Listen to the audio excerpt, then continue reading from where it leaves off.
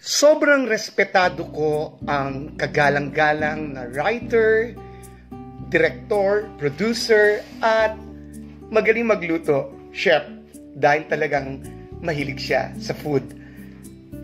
Ginagalang ko siya kahit sabihin nating isa siyang kilalang Birmanian dahil talagang makikita mong hindi siya bias. Napaka-fair niya kung mag-comment. At yan ang talagang maganda. Isa siyang mabuting halimbawa bilang isang Birmanian na talagang rinerespeto ang isang Miss Nora Aunor. At sino kaya ang tinutukoy ko na nagbigay ng napakaraming pelikula ni Ate Guy na talagang kanyang hinangaan si Ate Guy sa mga pelikulang ito, at syempre bumibilib siya talaga sa husay ni Miss Nora Aunor.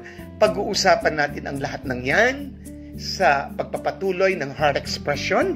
Bumabati ang mabuti sa lahat ng mabuting nanonood ng Heart Expression. Kumusta ang lahat? Nawa po ay nasa mabuti tayong kalagayan at patuloy na patnubayan ng ating Panginoong Diyos. Ito po si Kuya Ferdy R. at nagpapasalamat sa pag-subscribe niyo ng YouTube channel na Heart Expression. Sa mga hindi pa nag-subscribe, please subscribe po natin ang video, i-like, i-share at tapusin ang video. Talaga namang kagalang-galang ang personalidad na ito, super talented at talagang pinagbibigyan niya yung mga kahilingan sa kanya. At isang humahanga sa kanya na Noranian ang humingi ng request. Yun ang humingi ng request ba, no? Yung ano daw po ang mga pelikula ni Ate Guy ang gusto niyang mga pelikula ni Ate Guy. At mag-comment siya sa mga pelikula ni Ate Guy. Bagamat siya'y Birmanian, nire-respeto siya ng mga Noranian. Ganyan dapat ang tinutukoy ko. Walang iba, sabi ko nga, ang magaling na writer, producer, director, at isang magaling sa pagluluto ang nire-respeto natin. Walang iba kundi si Mr. Ronald Calvario. At talagang nakaka-bless siya, no?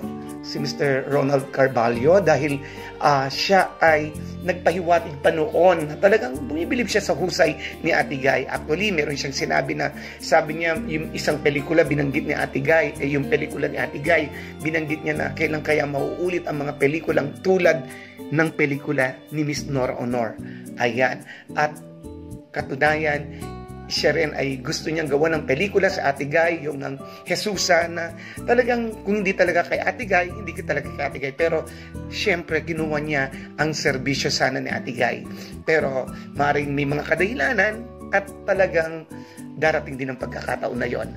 Alam niyo po, sabi niya, eto yung mga gusto niyang pelikula ni Ate Guy. Maraming salamat po, no, sir. No, sabi niya nga, may mga kanya-kanya tayong choices. Pero yung sa kanya, ito, gustong-gusto niya ang mga pelikula ni Ate Guy na ito. Nagbigay siya, no? Narito ang top choices ko ng Nora Aunor Films in order, base sa pagkagusto ko talaga. Yan po ang sabi ni Direk, no po? Direk Ronald. Sabi niya, number 1, ina ka ng anak mo. Actually po, ako po, ina ka ng anak mo. Gusto ko po yan. Bona, Nako ng Pag-ibig, Tinik sa Dibdib, Naglalayag, Die Womb, T-Bird at Ako. Bitinin muna po natin ang mga susunod. Itong mga pelikulang ito ay talagang nagustuhan niya at sasabihin mo na talagang pinanood niya. Kasi kung hindi niya pinanood, paano niya magugustuhan, paano niya malalaman ang istorya. Kaya sasabihin mo talagang isang Birmanian sumusuporta kay Miss Nora Aunor. Clap, clap, clap, clap dyan. Sumasaludo tayo sa kanya at napakabilib ng mga ganitong pagkakataon. Ang sarap sana na magkakasundo tayong lahat at tayo ay nagkakaunawaan. Eh di, pag-pray natin si Ate Vilma, makamit niya yung national artist. Sa Ate Guy, pag-pray din natin yung gusto nating mangyari. Pinagpa-pray natin ang bawat isa, sinusuportahan natin ang bawat isa. Bagamat sabihin natin na may kanya-kanya tayong idolo, pero respeto rin. Katulad ng ating mahal na si Director Ronald, no? Carvalho. At ang susunod pa na gusto niya, ang T-Bird at Ako na pinagsamahan ni Miss Nora Honor at Miss Vilma Santos. Siyempre, pasok na pasok ang Bulaklak sa City Jail na number 8. Talaga namang napakaganda nito, hindi po ba? Ang Kastilyong Buhangin. Ay, opo, napakaganda ng Kastilyong Buhangin. Yung doon yung namatay si Mr. Lito Lapid dito noon, na talagang iyak ng iyak sa Atigay. Ang galing noon, no? Ng tagpong yun, napakagaling na Atigay. At syempre, ang kanyang number 10 ay ang Condemn. Wow! Ang galing naman talaga ng Condemn. At ito nga, binabalik-balikan ang mga pelikula ni Ate Guy na ito, na talagang ang galing ni Miss Gloria Romero dito sa Condemn, no po? At talagang hahangaan mo, sabi nga Miss Gloria Romero, ito yung talagang hindi niya makakalimutan yung pagiging kontrabida niya dito.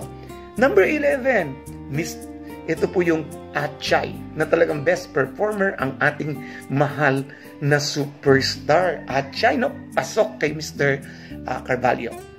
Number 12, wow, nanalo si Ate Guy dito ng International Best Actress. Bakit may kahapon pa?